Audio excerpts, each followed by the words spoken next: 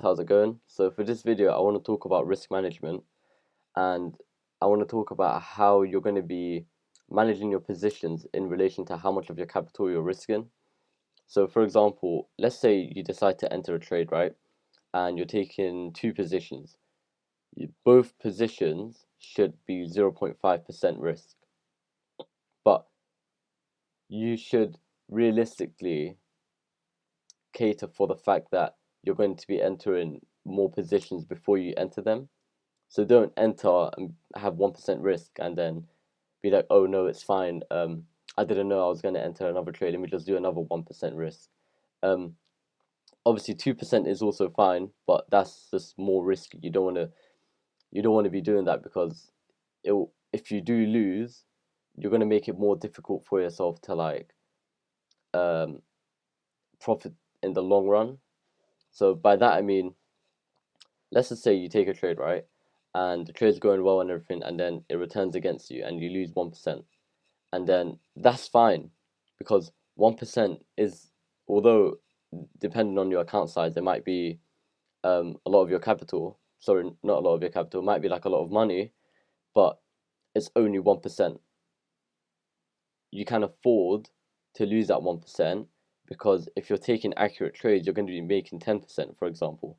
So if you look here, if your stop loss is 10 pips and your profit is 100 pips, you're going to be making 10% back. And obviously, I've showed you this before. If your stop loss is smaller, you make a greater risk to reward ratio. Um, so what I wanted to quickly show you is um, when you take a position, right? So when you take a position, let's just say, let me just delete this.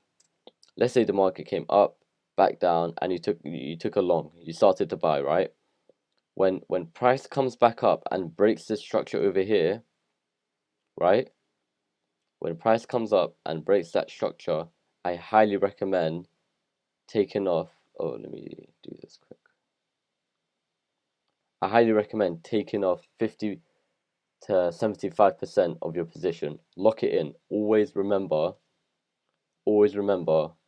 pay yourself first. This is very important. Learn to pay yourself first. Because in the long run, let's just say you do take this trade, right? You take this trade and price is now price was trending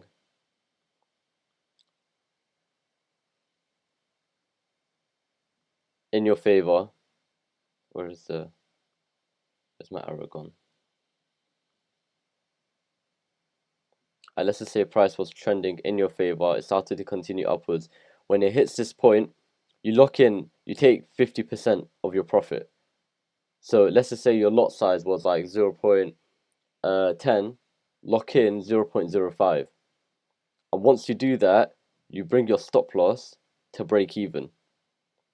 You bring your stop loss to break even so that when if price does just spike this liquidity and decide to run back down against you, you won't lose. You're risk free.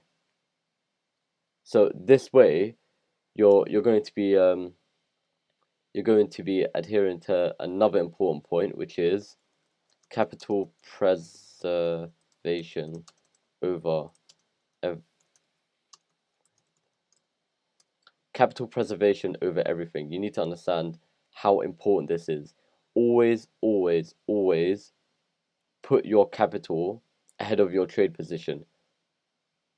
Think of think of your capital as like your oxygen tank. Let's say you're a scuba diver, right? Think of your capital as your oxygen tank. You don't want to have less capital. You don't want to have less oxygen in your tank. You need more of it. The more oxygen you have in your tank, the more time you have on the water, the more oxygen, the more capital you have, the more trades you can take, the better trades you can take. So I just wanted to quickly show you how you use how to calculate your risk and how to just how to do that. So let's just say for this position, right? This is for GBP JPY. So you're risking 10 pips, and your risk to reward ratio is 10, and your profit's 100, right? So you go to this website. I mean, you can use other position calculators and pip value calculators, but I tend to use FXTM.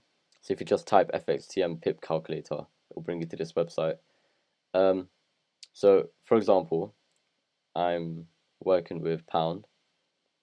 The pair that I'm trading is GBP/JPY, and my stop loss is 10 pips, right? So if my stop loss is 10 pips and I'm using a 1.0 lot size, that's £75. But let's just say, for example, for the sake of this argument, your capital is, let's just say, is £500. Let's say this is how much money you have in your account, right? So your risk will be, per trade, your risk is 1%, which equals to £5. This is how much you're going to be risking. 1%, oh sorry, 1%, which will be £5. So you come back to your pip calculator, you understand that that's not £5. So what you do is you come here, 0.0, let's just say 3, that's £2.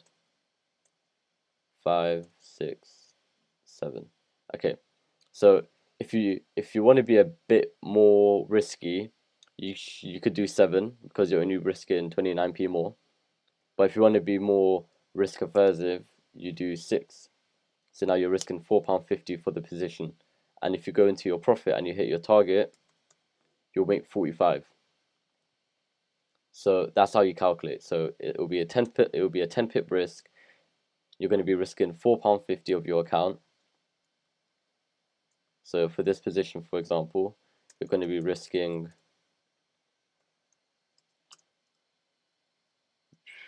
£4.50 to make, and the reward is you're going to be making 45. That seems like a pretty good risk to reward ratio to me. Sorry. And obviously, like I said before, you can decrease the more accurate and precise you are over time, the better use of your risk to reward ratio you'll make. So sorry, give me a second.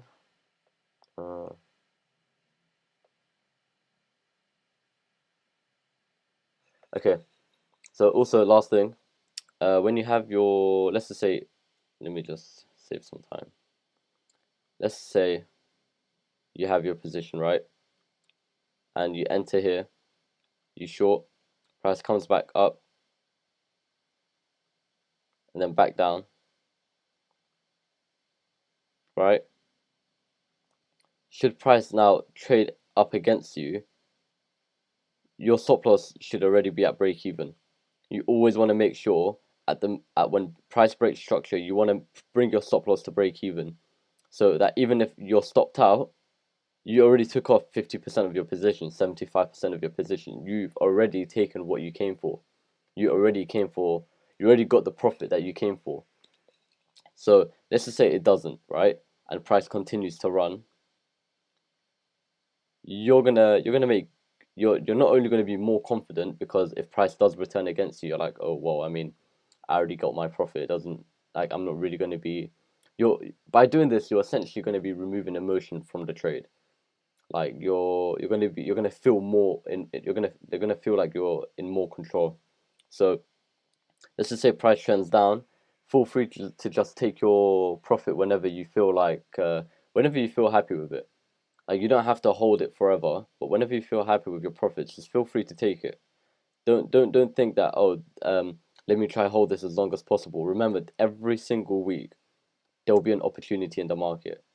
Every single week there's going to be more than one opportunity in the market. So never feel like you have to hold on to a trade just because it was a very good trade that you took. Always remember, like, there's always going to be more opportunities. There's always going to be another trade. There's always going to be another, like, really good position that you're going to take. So just put this risk management to use, like everything I've shown you, and develop a sort of a strategy. So when trading, like for example, like here I said, like, here's what I do. Yeah. So when trading a pair, 1% max total, right? 2, set to take partial profit at the break of structure to ensure you lock in profit. 3, after break of structure, bring stop loss to break even to ensure position is risk free. And 4, after after you break even your position, let the rest of the trade run comfortably, risk free, and feel free. Risk free, sorry. Let me see if I've forgotten anything. Yeah, so these are the points. This should be the foundation of your risk management. Feel free to cater to your own personality. If you like to take a bit more risk, feel free to do like 2%. 3% is, I would say 3% is absolute max. Don't do anything more than 3%, because what you tend to find is you will lose. Even I lose trades. Um, so let's just say you're risking 3%, and you take 3 bad trades. You've now lost 9% of your capital. And although you might think that it won't affect you, trust me, it will, because now when you take another trade, you're going to be in a more of an emotional position, because you're going to be like, oh, I need to try and make that money back. I need to try and get that 9% back. I need to at least break even for the week. You don't want to be chasing trades to account for lost trades. Like, you never want to be doing that. So just by taking 1% risk, remember, you're trading for the long run. You're not trying to get rich quick. You're trying to compound your account, accumulate the capital over an extended period of time. So using 1% risk is the safest way to do that. Because if you're truly in this for the long run, there is no need for you to be risking a lot of your capital. This doesn't make sense. So yeah, besides that, thank you guys for listening, and on to the next one.